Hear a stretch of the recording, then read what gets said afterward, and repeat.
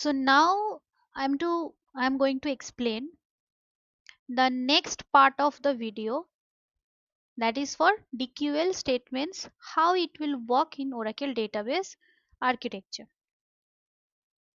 First of all, 1. User submits the query, user process hand over the request to server process. Server process will place this statement in shared pool via library cache and shared SQL area. Now this statement will undergo three stages: parsing, execute, fetches. In parse stage, we have three substages, that is called a syntax, semantic check, syntactical check, and semantic check. After that, preparing the execution plan. Once above steps are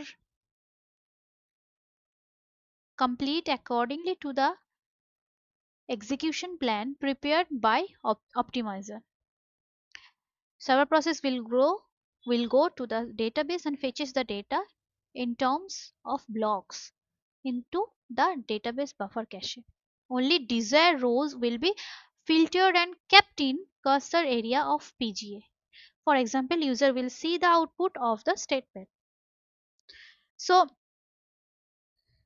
in videos, I can explain in that limited part.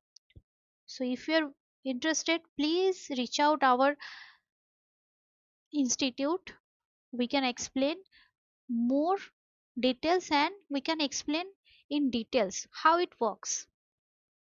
So if you have found this helpful, hit that like button, subscribe to Brain by Technologies, tap the bell icon for next video.